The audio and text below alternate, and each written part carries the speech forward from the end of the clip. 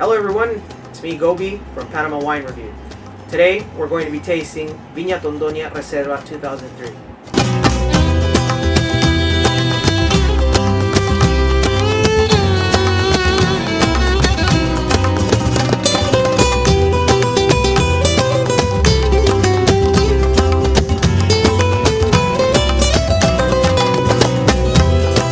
To have visited Rioja without going to Bodegas Lopez de Heredia is like not having been there at all. The bodega stands out in stark contrast to its neighbors in El Barrio La Estación. Although a few were founded around the same time, none comes as close to representing the late 19th century as a unique architecture utilized by this venerable producer. Stepping into the depths of this building, where the subterranean caves were carved out by hand hundreds of years ago, gives the impression of going back in time. Little has changed here from when Don Rafael Lopez de Heredia founded his eponymous bodega in 1877. Still, under the watchful eyes of the family, now run by his great-grandchildren, the wines being produced here are just about the same as the ones produced in the late 1800s.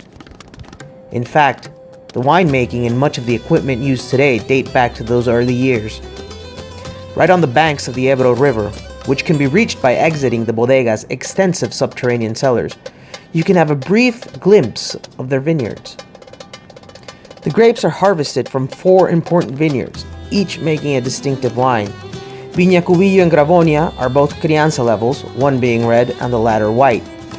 Viña Bosconia, from which a Reserva and a Gran Reserva red is produced. And lastly, the bodega's most famous holding, Viña Tondonia. From this vineyard, both a white and a red are produced from Reserva to Gran Reserva. This vineyard is so respected that usually the bodega is known by this name in Spain, rather than Lopez de Heredia. The grapes arrive in conical wooden baskets they call comportas. They were designed by Don Rafael as a way of bringing grape bunches from the vineyards without bruising the grapes. The grapes are then destemmed and sent to old wooden vats, which are up to 140 years old. Here they ferment with the natural yeast that came from the vineyards. The bodega has its own cooperage, where barrels are mostly fixed or kept in shape in order to continue the aging process after fermentation. No barrel is new. Most of the 13,000 barrels that lie dormant in the subterranean caves are between 10 to 20 years old. Depending on the wine, they age from about 5 to 10 years in barrel, and a few more after being bottled. Perhaps the unsung hero in this whole process is the wine cellar itself, where all the bottles lie dormant before being released into market. As the bottles lie dormant, the penicillin mold that grows in the damp cellar gently grows around the bottles, encapsulating them in a protective layer that controls the humidity and in some way imparts some type of nuance to the wine that only happens here.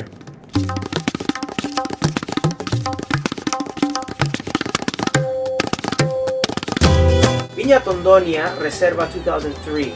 This is the most representative wine from the bodega. It's a blend of 70% Tempranillo, 20% Garnacha, 5% Mazuelo and Graciano. It's aged for 6 years in old American oak barrels, and something that's very interesting is that, generally speaking, they can always utilize, under law, 15% of wines from other vintages so as to maintain this flagship wine very constant in every vintage. 2003 was a very warm year in Rioja, as was in the rest of Europe, so we're going to be able to note that in our tasting.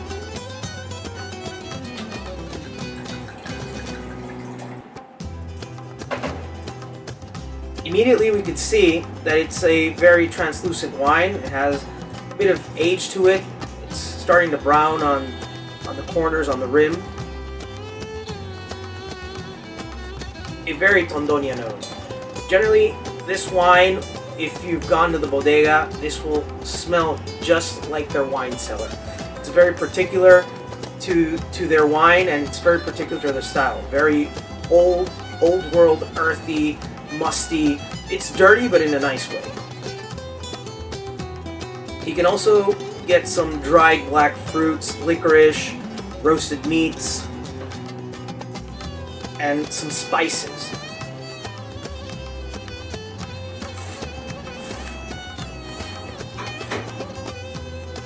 It's an acid-driven wine. It has a nice dosage of acidity and some dried fruits. Initially, as it enters the mouth, you get a nice dark fruit flavors, and you get some licorice, black tea, and that immense acidity that cuts through your palate.